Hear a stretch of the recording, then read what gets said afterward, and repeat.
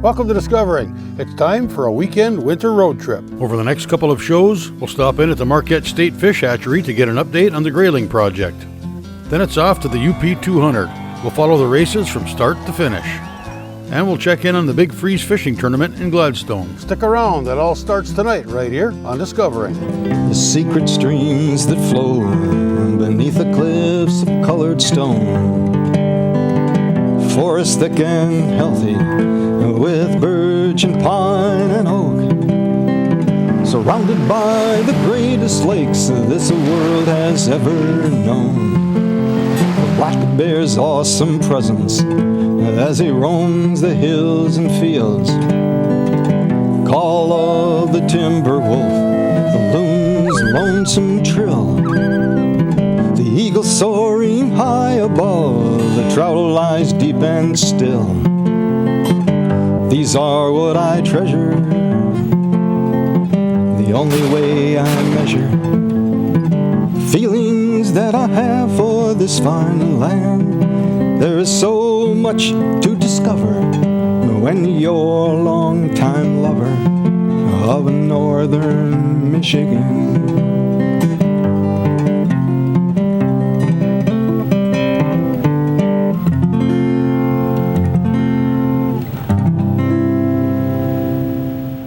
The weekend of February 19th and 20th. It was time once again for the UP200 Midnight Run Jack Pine 30 sled dog races. My goal was to catch as much of the races as possible. This means making a weekend out of it. Marquette, Chatham, Grand Marais, Oneida Casino for the finish of the Midnight Run, and a few stops in between. My accommodations? Room 1 at the Jeep Motel. I was packed and ready and on the road by noon on Friday. Current temp, 8 degrees. Forecast for the weekend, cold, snowy, and lots of wind.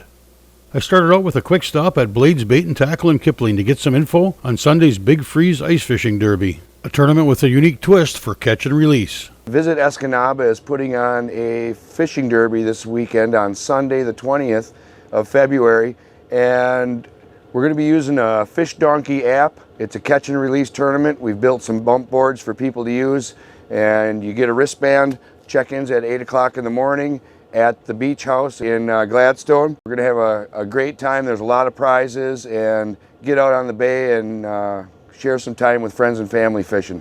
From there I was headed to Marquette. My next stop would be the Marquette State Fish Hatchery for a quick update on the Grayling project. Grayling history here in Marquette. May of 2019, the Grayling arrived here in Michigan at Odin Hatchery first as an isolation facility. And they stayed almost 2 years at Odin, and then they were transferred to Marquette in September of 2021. And since 2021, they have been here in Marquette. The idea here was to grow them out to maturity. Grayling mature between 3 and 9 years old. The colder the water temperatures are, the later they'll mature. They've been inside since September, and we're starting to notice some maturity occurring. They're developing eggs and might be ready to spawn as they turn 3 years old here in May of 2022.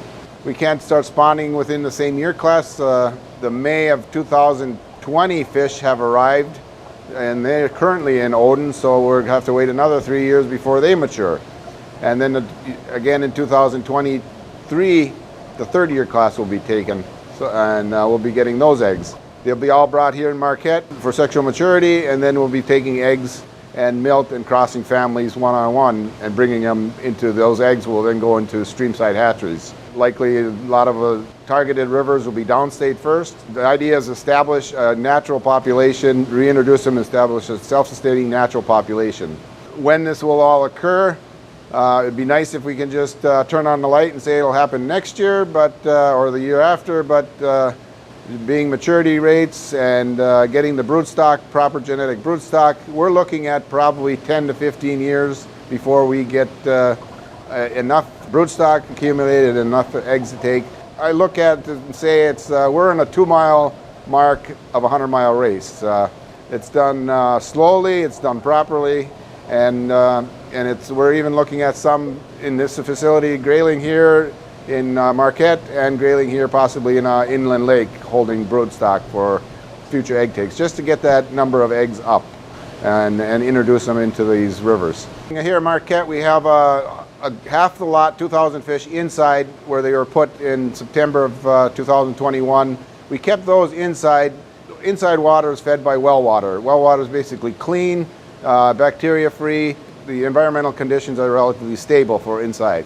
Last December 2021, we moved half the lot, 2,000 fish outside. The idea there is we know we can't keep all the fish for 3 to 7 years inside of these 3 lots, so they're going to have to be put outside. We wanted to know how their behavior, how their disease rate, how their survival will be in Cherry Creek on Cherry Creek water. Now, all surface water has bacteria and potential viruses in it. We believe our fish are relatively free of those pathogens. We vaccinate them, introduce them into the Cherry Creek water. We want to know how susceptible they are to those native pathogens that are out there in the streams in Cherry Creek. And so far, we've had I would call it an average winter in Michigan. We've experienced some cold weather, and cold weather makes cold water. So the water has dipped. We get an 8 degrees Celsius water summertime, and we have experienced cold enough water that's probably about 2 to 1 degree Celsius, which is very close to freezing. Grayling are known to migrate downstream, hit the bigger pools, and spend their winters in the warmer 4 degrees, 5 degrees Celsius water, and versus the cold headwater streams. So that's what we're experimenting with, finding out how they can handle headwater situations like we have here in Marquette.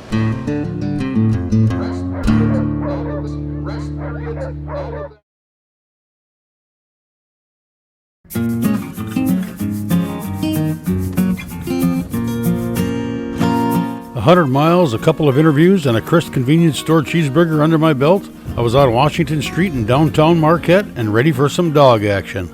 This weekend we are having dog sled races, and it's been a year. We had to take last year off, so we're back. The town is really enthusiastic. The dogs are happy, the mushers are happy, and we are excited to be downtown Marquette getting ready to launch these dogs tonight. The weather, windy and, well, let's just say not warm. Up and down Washington Street, mushers and their loyal teams meet and greet anxious spectators while they get ready for 240 miles of hard work and cold. I believe I mentioned this the last time I filmed this entire race. 240 miles is a distance from the Earth's surface to the International Space Station. That is a long way to go on a dog sled. Hey Brian, it's good to see you. Hanging out here in the UP for a couple of days. Been doing some meetings, economic development stuff, getting out and meeting with some of our staff at some of our facilities, but had to come out for the race. We were here a couple of years ago for UP200. Had a great time, had to come back this year, so just this awesome environment, and we're going to see the dogs take off here, so it's going to be fun. We came back and we brought a gold medal to the Upper Peninsula, Michigan, where it deserves to be. This is where the USC and someone team started, right here in Ishmael. And I'll tell you what, we're bringing gold back and we are proud. And I'm going to share with as many people as I can because I want to see more stories like mine come out of the great people from the Upper Peninsula, Michigan. Love you guys. 8, 7, 6, 5, 4, 3, 2, 1. Keith Eiley from Ray, Minnesota. Our first musher for the 2022 running of the UP200 sled dog race. We are back and back at it. We have 2 races leaving Marquette tonight. The UP200, they have 12 dogs on each team. They will be leaving starting at 7 o'clock, a team every 2 minutes. We have 12 teams running there. They run from here to Wetmore, take a break, and then they go on to Grand Marais, and on Sunday they return to Marquette. 3, 2, 1. Here he goes, Nick Vigilante from Ely, Minnesota.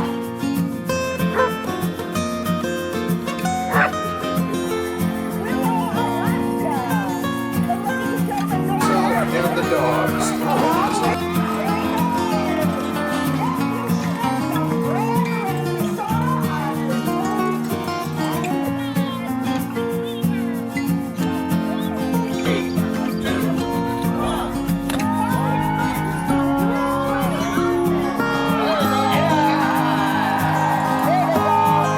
The next one out is the midnight run. First team out, 8:30, and they also go every 2 minutes. There are 17 teams running there. They run to Chatham. They have a layover at the Michigan State University Farm. Then they return to the Ojibwe Casino on Saturday. We expect the first team in at about 9 in the morning. Also on Saturday in Gwin, we have the Jack Pine 30. That is a 23-mile race, 6 dogs in each team. And they will do a loop and end up back at their start line about 2 hours later. All right, let him go. All right, there he goes. All right, Tom's off. Hey, for Tom. We're out here with the Mushing Club. We have 3 teams that we're going to be racing, and each has 8 dogs each. We're going around 90 miles, which will take about 4 hours to get to our first checkpoint, and then we're going to have a 5-hour rest, and then another 40 miles to go, and that'll take another 4 hours. So, and then hopefully we cross the finish line and win some money, maybe. This is my second race, but this is the longest race I've done. My first one was only 20 miles with 6 dogs, so this is quite the upgrade.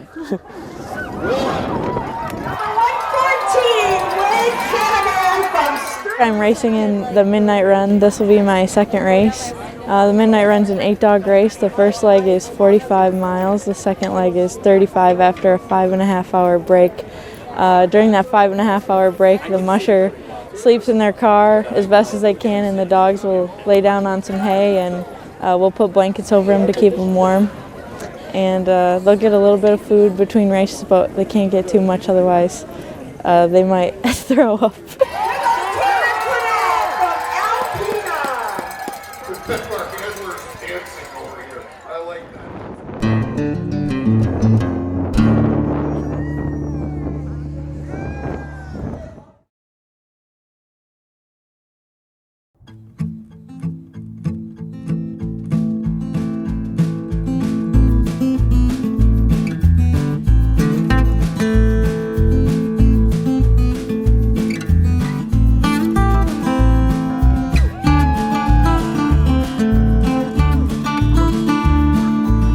One by one, mushers pass by smaller groups of cheering fans at various spots along the trail, and then disappear once again into the darkness. The UP200 teams are heading for Wetmore, 6 or 7 hours and 68 miles from Marquette. The UP200 is an Iditarod qualifying race, which means it must feature an unassisted checkpoint, and Wetmore is it. Teams will spend a mandatory 5.5 hours there before heading for the halfway point at Grand Marais. The Midnight Run teams will cover 46 miles on their nighttime journey to Chatham, where they will sit tight for a mandatory 5.5-hour layover.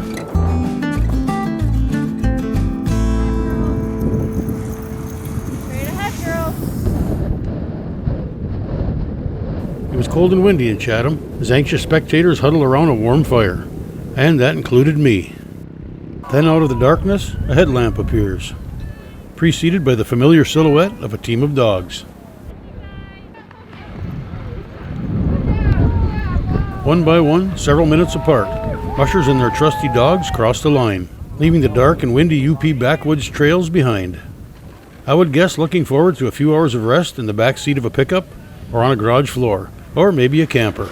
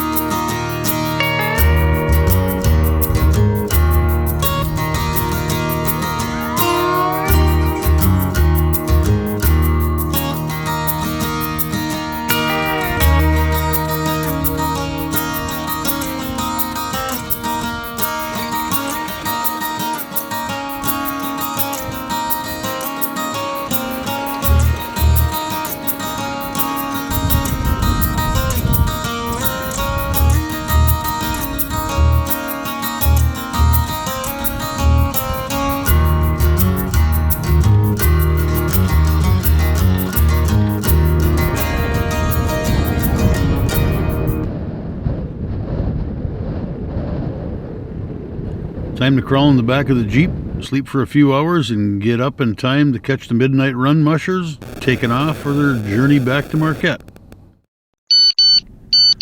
Well, after a short, cold night of nearly no sleep, I wake up to find the conditions a little bit worse than when I crawled in the sleeping bag. I would not want to be a musher.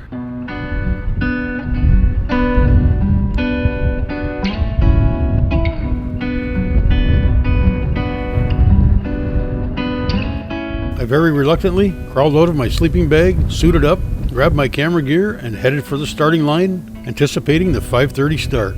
That had changed. Both the midnight run and the 200 were delayed by 1 hour due to the conditions. Poor visibility created by high winds and the snow make the possibility of missing a trail sign or the trail a much greater risk. So the decision was made to postpone until it got a bit closer to daylight.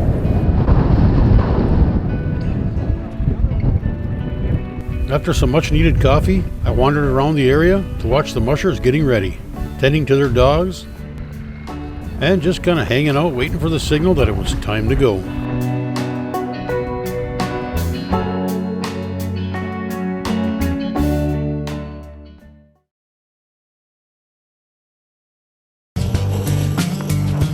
This year, access to the Wetmore checkpoint was closed to all but necessary personnel.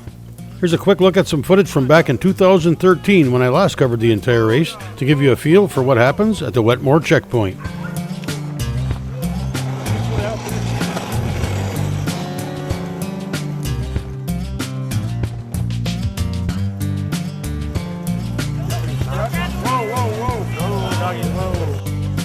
This is some beaver belly fat. It's just high in protein and high in fat. And when I was out on the trail, I snacked with fish. Take care, check their wrists, check their feet in case they have any ice balls, and then we put blankets on them in the first checkpoint, and then I try to get some sleep. Early on, I don't think too many folks really sleep much. They're kind of adrenaline rush. After the dogs are fed and comfortably situated for the night, mushers and race personnel can finally relax and catch a few hours of much-needed, well-deserved rest on the floor of a garage. One by one, the mushers ready their teams, plant their feet on the runners, and put Wetmore behind them and vanish off into the UP wilderness. From here, the trail winds along the Pictured Rocks National Lakeshore. 53 miles ahead lies the checkpoint at Grand Marais.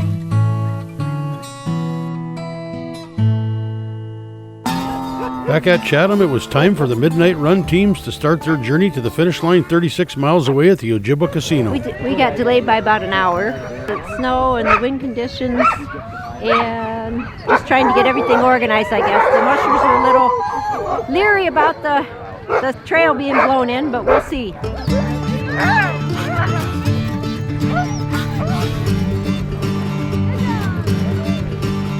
First Midnight Run team cleared the gate and disappeared into the haze of snow,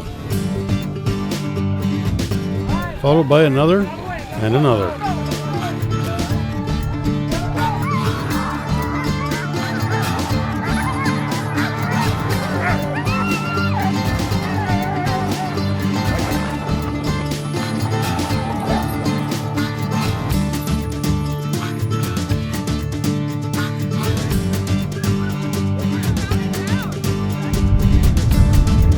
The weather hadn't changed, but at least it was light out.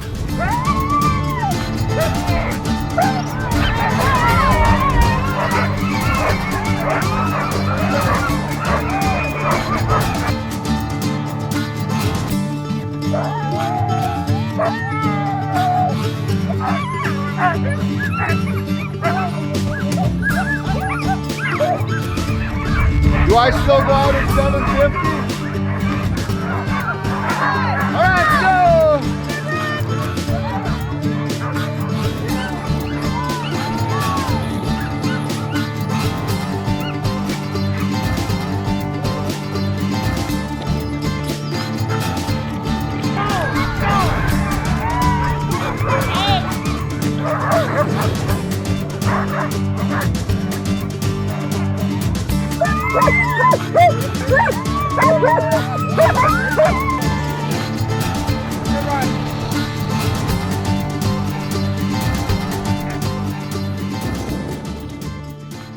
Next week, we'll be at the casino for the finish of the Midnight Run.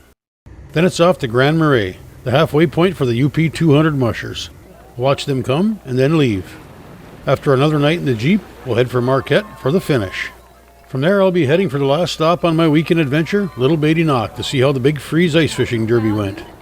Thanks for watching, and we'll see you next week, right here on Upper Michigan's very own Discovering. What a crazy day.